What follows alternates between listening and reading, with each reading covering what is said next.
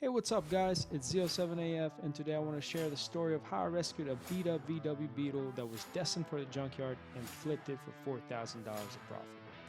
So, a friend told me about this busted beater car that one of their family members had, and it was this old 2005 Beetle with supposedly catastrophic engine damage. So, I thought, hey, why not? A perfect project car. So I spoke to the vehicle owner and they were ready to part with it for only $500 because apparently they were quoted around $4,000 in repairs requiring an engine swap, so they were tired of dealing with it and they wanted to get rid of it. When I first laid eyes on the car, it was a filthy mess, both inside and out. It wouldn't start, so I had to get it towed, and my initial plan was to turn it into some sort of gutted track car.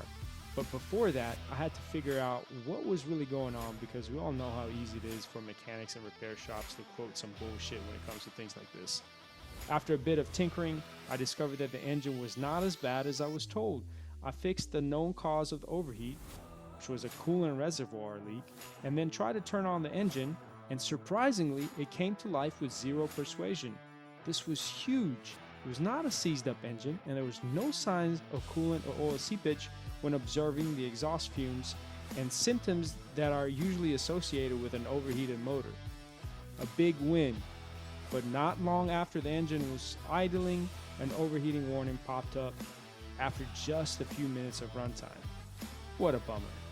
So time for more messing around and diagnosing problems. After replacing a thermostat and pressure testing the system, it turns out that there were still leaks all over the deteriorating coolant hoses, which were potentially causing this issue because they were cracked and falling apart. After replacing hoses, fixing plastic connections, and adding some new O-rings to coolant sensors, I started up the car and hoped for the best, but unfortunately, the problem still persisted.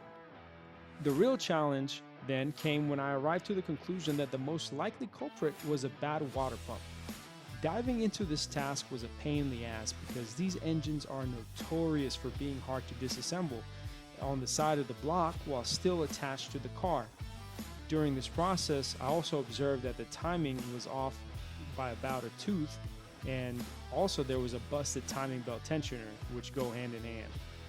But the big revelation, was the water pump itself, which is made out of plastic, and it was completely ruined. Apparently, this is a common problem with this era of VW vehicles, and you can see in this clip from the actual day I pulled it off how bad it was. This is the water pump. Plastic blades, so you know, this is the original. So I ordered a replacement kit with all metal water pump and new pulley idlers and a new tensioner, and after some reassembly, success! The whole engine was put together, and About to do the first startup after the timing job. If we did it right, engine should turn over and start fairly well. If not, then the shit's gonna blow up and we're gonna call it a day. So let's see how it goes. Hey! It fucking works.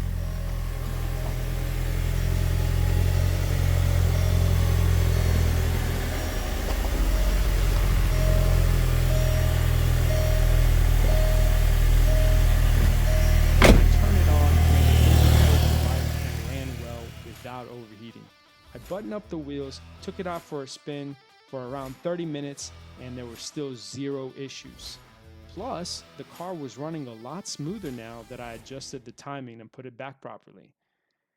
With the engine fix, now I've started reevaluating my goals. This car was actually a well-optioned 1.8 liter turbo model with some decent power compared to your average Beetle, and it had things like all-leather interior, a sunroof, an active aero spoiler, and the motor only had 77,000 miles on it. For a car from 2005, this was pretty good. So with all of these facts, I now saw potential to make some money if I got this car in a presentable state. Therefore, I turned my attention to the car's interior and cleaning up seats and dealing with the delaminating plastic trim pieces in order to give the car a much needed refreshment. You can see here in these before and after clips what it used to look like and what it looks like now.